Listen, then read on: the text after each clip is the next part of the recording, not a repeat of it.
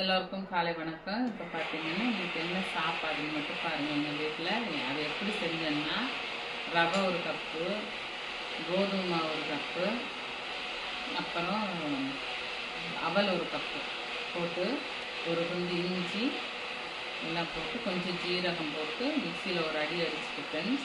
அதுக்கப்புறம் கருவேப்பிலை, மல்லித்தலை, புதினா, கேரட்டு, வெங்காயம், பச்சை மிளகாய், ஒரு சுரக்காய் ஒரு துண்டு பேப்பரில் சீவிட்டு இதில் போட்டு எல்லாம் மிக்ஸ் பண்ணி தோசை ஊற்றினா அல்டிமேட்டாக இருக்குது. ஆனால் சட்னியே தேவையில்லை, ஒன்றும் தேவையில்லை, சும்மாவே நான் சாப்பிட்றேன். இன்னைக்கெல்லாம் எங்கள் மாமா 8 மணிக்கு சாப்பிட்டாரு. டேஸ்ட்டாக இருக்குன்னு சொல்லி வந்து பார்த்தாரு, ஒரு ரூபாய் வாங்கி பார்த்தாரு, நல்லா இருக்குன்னு சொல்லணும். என்ன இதில் ஒரு பிரச்சனைனா, காலை எண்ணெயை சுட சுட சாப்பிட்டோன்னு ஆற வச்சு சாப்பிட்டோம்னா டேஸ்ட் கொஞ்சம் இறக்கம் கொடுத்துரும். அதனால இது ஹெல்த்தியான சாப்பாடு தான். நாளைக்கு ராகி மாவு போட்டு ஹெல்த்தியான ஒரு தோசை, அதில் ஒரு புதுசாக ஒரு இன்க்ரீடியன்ட் சேர்த்த போகிறேன். சஸ்பென்ஸு நாளைக்கு பார்க்குறவங்க பாருங்கள்.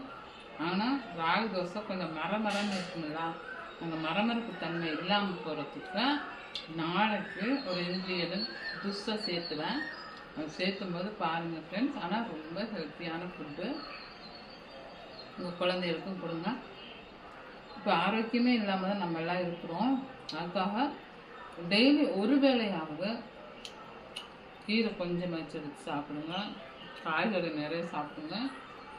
நான்வெஜ் வாரத்தில் ஒருக்கா, வாரத்தில் 2 டைம் சாப்பிடுங்க ஃப்ரெண்ட்ஸ்.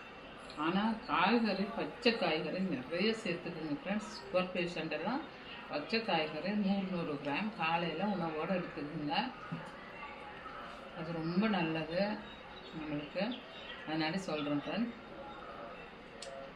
வேறு என்ன ஃப்ரெண்ட்ஸ் சொல்கிறதுக்கு இருக்கா? என்னோடய வீடியோவுக்கு நல்ல ஒரு சப்போர்ட் கொடுங்க ஃப்ரெண்ட்ஸ். நானும் வாழ்க்கையில் முன்னேறணும்னு ஆசைப்படுறேன் ஃப்ரெண்ட்ஸ். எனக்கு எல்லாருமே கொஞ்சம் சப்போர்ட் பண்ணுங்க ஃப்ரெண்ட்ஸ். எனக்கும் நிறைய ஃபினான்சியலில் நிறைய கஷ்டம் இருக்குது. அந்த ஃபினான்சியலை நான் ஈக்குவல் பண்ணணுன்னா சைடில் ஏதாவது ஒரு ஒர்க் பண்ணணும். அதனாலே இந்த யூடியூப்பில் வந்ததுக்கு மெயின் காரணமே மணி ஏர்ன் பண்ணுறதுக்காகத்தான். நிறைய பேரோட வீடியோஸ் எல்லாம் பார்க்கும்போது நான் எல்லாம் ஏமாத்திரம்னு இருக்குது. அவங்களாம் சூப்பராக பண்ணுறாங்க.